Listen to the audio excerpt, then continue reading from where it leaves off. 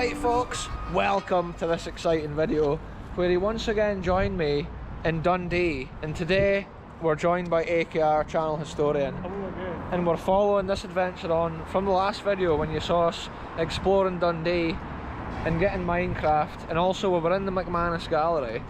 Today's video, I'm starting here next to the V&A, next to the Discovery ship.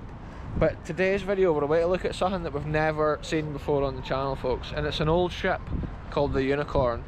So let's get into it. I just thought I would just start this video as we walk under the mega V&A structure right there.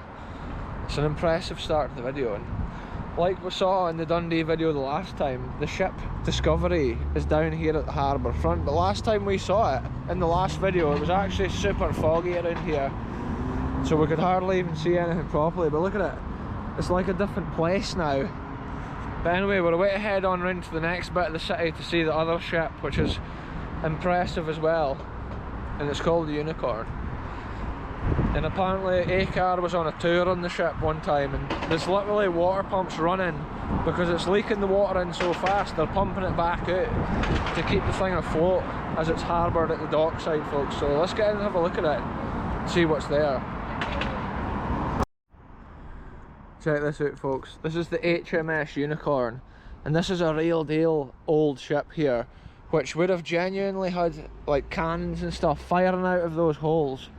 Now it is a museum that you can't go in, and we will in the future, I think we'll come back and do a particular video on this. I thought today though it's cool just to do a short video speaking about the ship and just having a look at what we can see here at the side of the water.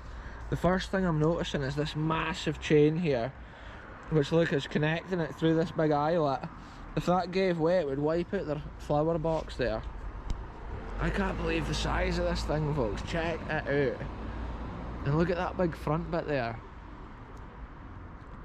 It's something like all ships had that bit at the front at one time, eh? And also AKR was just saying there it would have had big sail masts at one time sticking up, which are no longer there. But just look, it's a wooden boat, folks, and you hardly see that nowadays. And normally boats like this are all gone, forgotten. I think in Holland they had a lot of boats. There still is a lot more boats like this that survived. Look at the carving as well of the unicorn on the front. The national animal of Scotland. And I'm just loving it, like seeing the woodwork. That's obviously a new roof that's been put on it, eh? Yeah, just to preserve it, I think. Yeah, because you can see the old supports there at the side. It would have had an open deck on top of it. Aye, so originally it would have been an open deck on top. The roof's purely been put on because now obviously it's a museum. They've got wheels there, that must be so as the ship moves and rocks with the water, that can just roll about. Yeah, check it out, folks. Huge anchors. Absolute massive monstrosities. It's crazy to think that was what was holding the big ships down when they were harboured places. Wow, it's been cool to see this stuff, folks. I didn't even know what to expect when AKR was mentioning the old ship. Look, there's been something down there at the bottom because it's got a little bit over it. One day we'll come and go around it. Yeah, one day in the future, folks, we'll come and do a proper explore of this. We'll take a look at the back of the boat here, see what it looks like, see what we're dealing with right here, folks. Wow, I love the construction. Look, it's almost got like a wee balcony window there. Maybe the captain's bedroom was back there. I think it probably was. He would have gotten like the best view out the back of the ship. Yeah, that is so cool, folks. I can see there's like proper tables and stuff set up inside it. And then look, the Unicorn. That's what it is, it's the HMS Unicorn. That's how it's got, obviously, the unicorn on the front of the ship.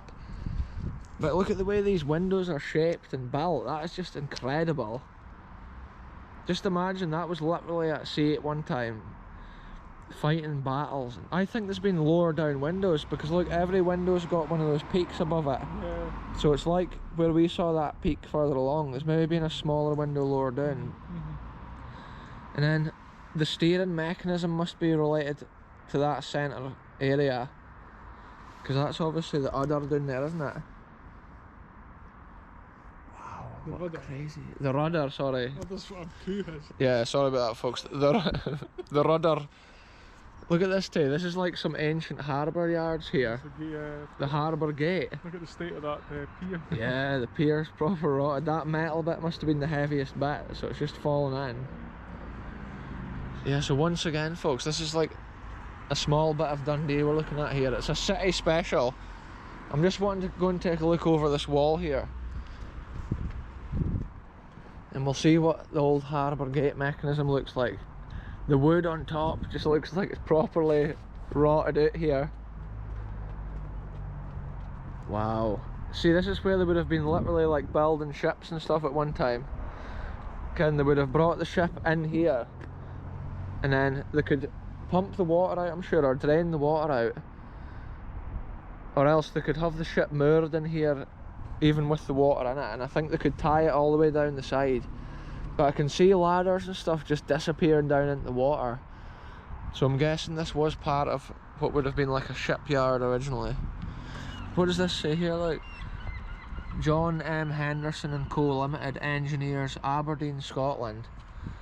So this must have been some sort of mechanism maybe for opening the door. 'Cause look, Maybe a winch would it? would it be for opening the harbour door? It might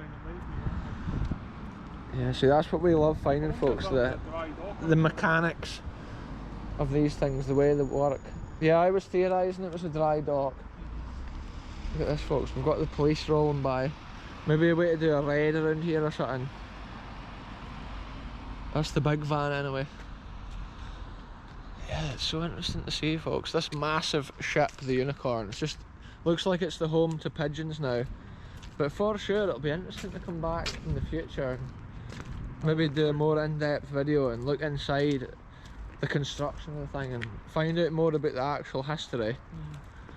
Will we take a walk along and have a look at the other ship, which is harboured at the... Yeah, folks, there's a second ship up here. Apparently when I was little we went on a tour like within this ship, but now it's been like abandoned for so many years that it's just derelict and fully like shut down.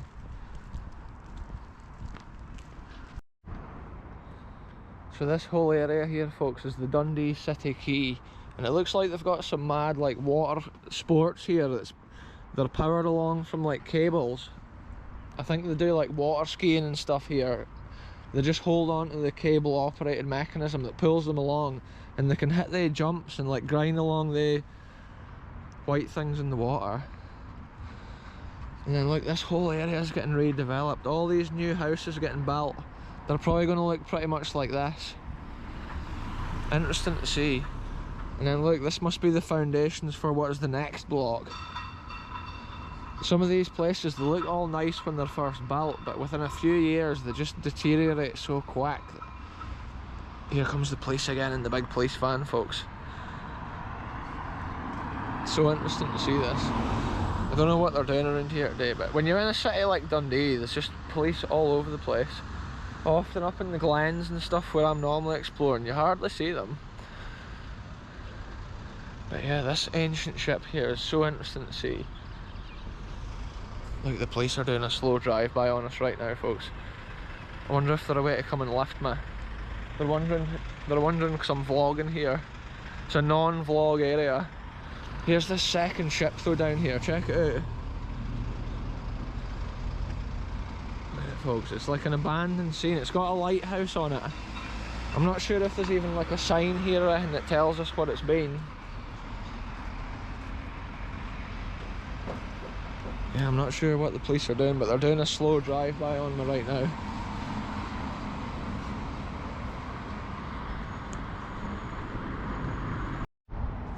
So check it out, folks, it's the abandoned lightship, and it's unusual for a ship like this to have what is basically just a lighthouse built onto it there. So there's not a lot written here about the history of this, but let's just see what we can see from the dock side here.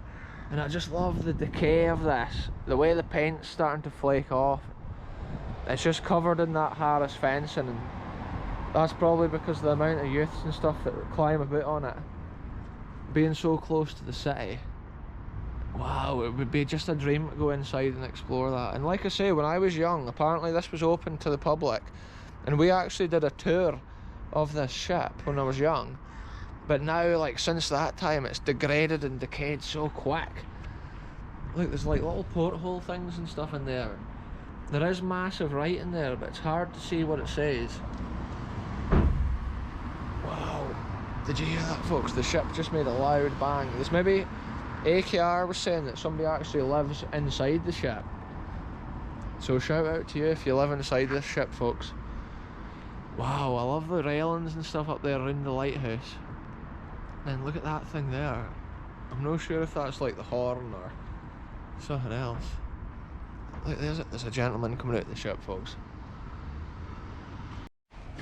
Right, folks, we're inside the ship now. The gentleman here has been kind enough to let us in. And the first thing we're seeing here is the galley, which originally was coal but converted to diesel in the 1950s, folks. Look, there's a plaque here. What's this? Oh, the lifeboat was lost. Look at this, folks. This is the radio room here, where they would have actually been in communication with the mainland and stuff, when they were out at sea getting information and stuff. This is what my brother just loves, stuff like this. He's got a lot of devices like this in his house. The old radio communication devices. Look at this, folks. This is the captain's cabin, where the captain of the ship would have slept. And this was the only toilet on the vessel, and it would have had sawdust in the bottom of it. The captain was lucky enough to have that in his room. So if he woke up in the middle of the night, he didn't have to run as far as the other shipmates. Look at this, folks, the little pantry. If they were needing to sort themselves out a sandwich or maybe a wee drink, they would be able to do that in here. And then this is an interesting old stove. Yeah, that's cool. That would have heated, did that heat water or just heated the space. Oh, aye. Yeah, so there we go. I love these old portholes. And would there have been another bunk here? This was where the chief engineer slept. Oh, aye. And he was in charge of, like... Well, you'll see the engine. Oh, aye. Look at this, folks. This is where the crew would have slept. And there was 12 crew members. So this gives you an idea of the setup with the bunks. And that's the size of the area they would have slept. So look at this, folks. We're in one of the engine rooms here. And this is DC generators, and there was 3 of them at one time here, powering the electronics and that. And then at the other side, there was these 3 here, which were powering the compressor tanks for the foghorn and other items like that. And then at this side, look at this. This is the main switchboard for control and all that stuff. And it's so interesting to see. I take it there must have been like 3 batteries that were working with here. So it was 3 engines, but there was like a lot of batteries related to that system, and this was where they controlled the 3 separate engines from. So it is interesting, folks. And I love the way that all the sides is like riveted together. So it was built in 1933 in Glasgow, folks, at the AG Ingalls that built it, folks. So there's an interesting little bit of history of the ship, and it's crazy to see like how they built all the stuff. Kind of, it's like, well, it's something I don't see often. Ship manufacturing, how they did it back in those days in the 1930s. It's magic to see. So there we go, folks. He was saying that this was actually held from 3 anchors, which was out that way, straight ahead, and then to the side. So, and then there was a little sail at the back that kept the boat, the wind held it, so it was always held from the front 3 anchors. So seemingly it made for a rocky harbouring. And look at this mechanisms here, this is so impressive. This is obviously where the anchor chain had gone down the whole way. Yep. Wow. This is called a heave compensator. Alright, a heave compensator. It's like a big. And it looks like it's a damper of some sort. That's exactly what it is. Yeah. That's big rubber donuts all the way down there between the steel plates. So once you stop it going out, it just compresses and then releases. Compresses and releases. Takes a bit of the shock out of it. Wow, this has been so interesting to see, folks. It is cool, and it's a little bit of history we had no idea we were going to see. So up there, AKR's now joined us up here, folks, and that is the foghorn up there, and then obviously the main light. And the ship was designed to warn people off the shoals of Fife. North Carr and Fife, folks. So it was basically using the sound of the foghorn and the light used DC electricity, but if that failed, they actually had a lamp workshop where they could get lamps sorted out and then take them up. So it was obviously always safe, no matter what the condition, the boat could perform. There we go then, folks, that was a special edition explore on this ship here. We're really grateful to the gentleman that just showed us around there. We'll just take one last look at this deck as we climb these stairs out here. Wow, I just love seeing that, and it's interesting to see the workings of a ship like this, find out exactly what it did and see what's left of it today from a time gone by. Incredible. And then there is the light mast, looking very rusty nowadays. A sorry state of its former glory. And look, they can actually rotate the foghorn. Must be for getting maximum velocity to the direction you need it.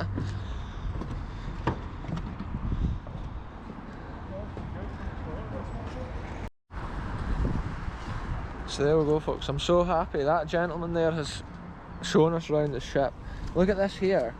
There's actual railings, which must have been, was it trams or something that brought old cranes, yeah, that's interesting as well. Yeah. So another thing the gentleman was saying there about the boat, folks, they're really needing like funding to restore the boat like that, and maybe like open it to the public again in the future and keep this bit of history alive.